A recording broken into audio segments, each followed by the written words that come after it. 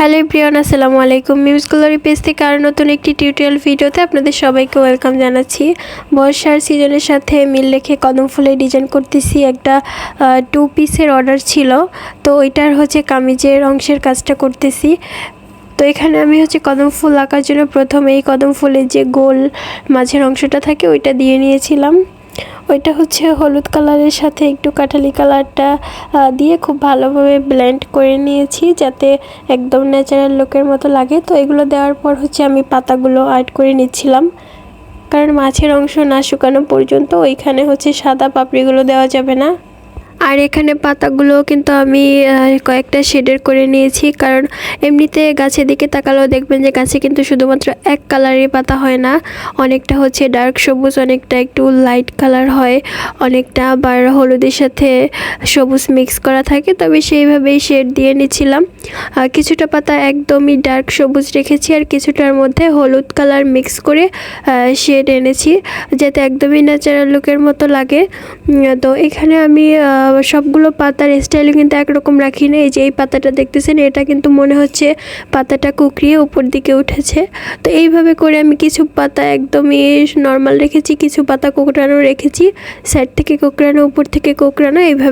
এভাবে করে দিলে কিন্তু একদমই ন্যাচারাল লাগে ডিজাইনটা, দেখতেও কিন্তু মাশাআল্লাহ অনেক বেশি সুন্দর লাগে। আর সবগুলো পাতা যদি আপনি নর্মালভাবে দিয়ে থাকেন, সেটা দেখতে একদমই ভালো লাগে না, কীরকম একটা আর্টিফিশিয়ালের মতো লাগে। তো এরপরে আমি পাপড়িগুলো দিয়ে নেব কদম ফুলের। ওই মাঝের অংশটা শুকানোর পরেই কিন্তু আমি সাদা পাপড়িগুলো দিয়ে নিচ্ছি। আর এগুলো দেওয়ার ক্ষেত্রে অবশ্যই তুলিটা একদমই সফট হাতে ইউজ করতে হবে, মানে কোনো প্রকার প্রেশার দেওয়া যাবে না। তুলির উপর একদমই সফট হাতে পাপড়িগুলো দিয়ে দিবেন।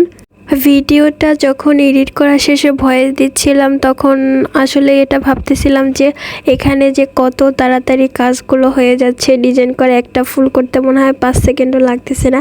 এইভাবে যদি আসলে হাত চালু হতো আর এত দ্রুত যদি কাজগুলো করা যেত, তাহলে সব অর্ডারি কাজ হয়তো বা 1-2 দিনের মধ্যেই কমপ্লিট করতে পারতাম।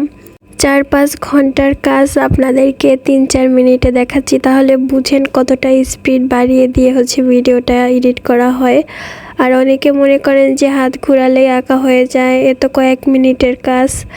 তো তারা আগে আর্ট করেন, তারপর বুঝবেন যে হাত ঘোরালেই ডিজাইন হয় কি না, আর কয়েক মিনিট লাগে ফুল আর্ট করতে। যাই হোক, আপনাদের জন্য এত কষ্ট করে টিউটোরিয়াল ভিডিও রেডি করি, এক হাত দিয়ে আর্ট করি, আর এক হাত দিয়ে ফোন দিয়ে ভিডিও করি।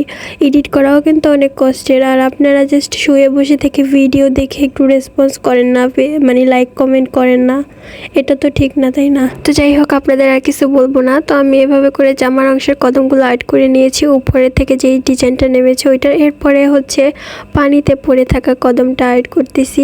এটা যে কতটা রিয়েল লাগতেছিল, মানে মনে হচ্ছে যে সত্যি পানিতে কদমটা পড়ে আছে, অনেক ন্যাচারাল লাগতেছিল। তো আপনাদের যদি এই ডিজাইনটা ভালো লেগে থাকে, অবশ্যই কিন্তু শাড়ি বলেন, 3 পিস বলেন, যে কোনো কিছুতে সেম ডিজাইনটা কাস্টমাইজ করিয়ে নিতে পারবেন, যে কোনো শাড়ির ম্যাটেরিয়ালসে।